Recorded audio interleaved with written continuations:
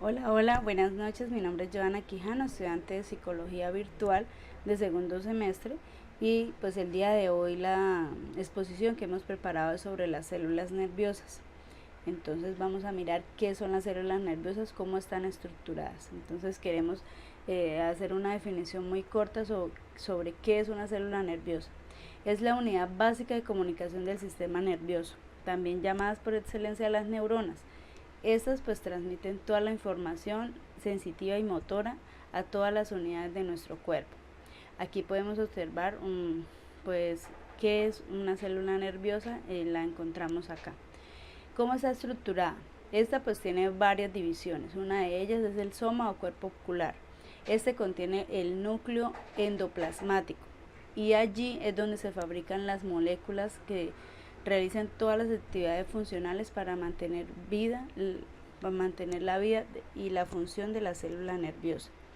Otra parte de las neuronas son las dendritas, que son unas fibras cortas altamente ramificadas. Son muchas dendritas o como raicitas, que esas son las especializadas de recibir los impulsos nerviosos y enviarlos al soma, que es el núcleo de la célula.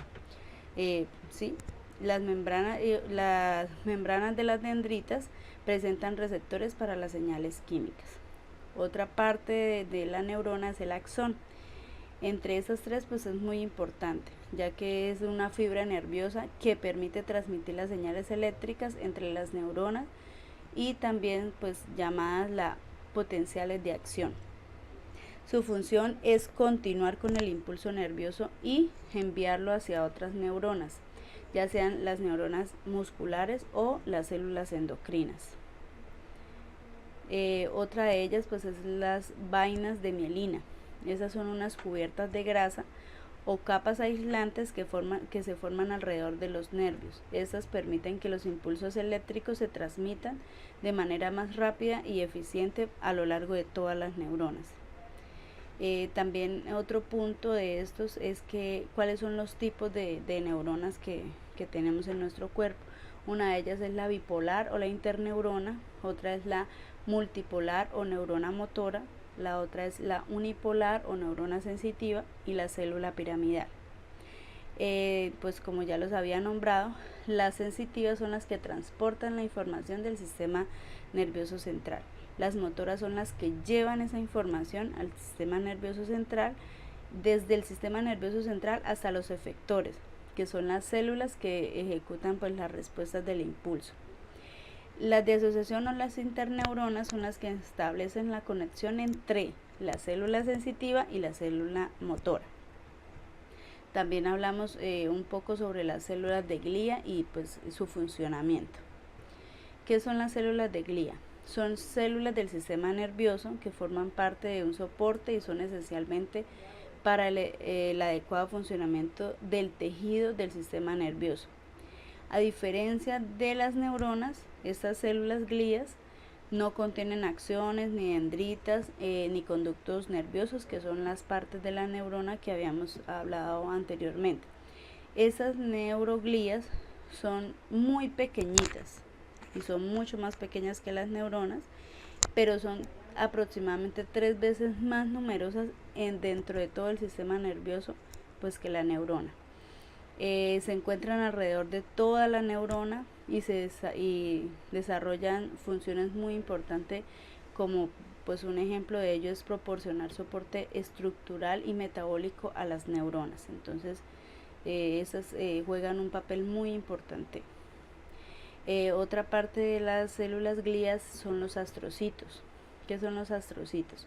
La función de ellos incluye el almacenamiento del glucógeno, la provisión de nutrientes, la regulación de las concentraciones de iones y las reparaciones de las neuronas. Eso pues es como un doctor que va rápido a reparar cualquier neurona que pues esté dañada o enferma o que le haya sucedido algo. Pues esta es como una barrera que restringe las sustancias que van a ingresar al cerebro. Entonces es muy importante, y esas siempre residen en las células en el sistema nervioso central. Otra de esas es las células ependimarias. Las células ependimarias son células especializadas que recubren los ventrículos cerebrales y el canal central de la médula espinal. Forman parte del líquido cefalorraquídeo. Juegan un papel muy importante en el transporte de las hormonas en el cerebro. Entonces esas células también son muy importantes en nuestro cuerpo. También otra de esas es la microglía.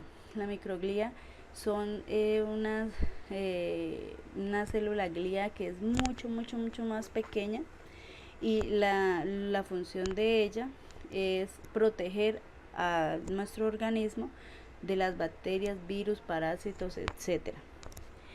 Cuando se produce una lesión o una inflamación en el sistema nervioso, esta célula crece mucho, se hace muy rápido, para ir a donde está la lesión, y allí pues tratar de proteger el cerebro o el cuerpo de microorganismos que vayan a invadirnos. También uno de ellos es el oligodendrocitos. Los oligodendrocitos son unas estructuras que son las que envuelven los axones, y estas son las que crean o fabrican una capa aislante, pues anteriormente como la habíamos nombrado, que son las vainas de mielina. Esa es la función de esos oligodendrocitos, son las que crean la capa que recubre eso. La astroglía son las células gliales, que son las que trabajan en el sistema nervioso periférico. Pues esta célula glía, astroglía, son las que dan soporte estructural y metabólico para el sistema nervioso, el simpático y el parasimpático. También las células de Grinch. Esas son las funciones de las células de Grinch. También son las que forman la mielina alrededor de unos axones en el sistema nervioso periférico. Cada célula de Green forma y recubre pero en cada axón de la vaina de mielina por cada axón, o sea, un segmento de vaina de mielina por cada axón. Esta es la célula de Grinch. También hablamos un poco sobre la teoría neural.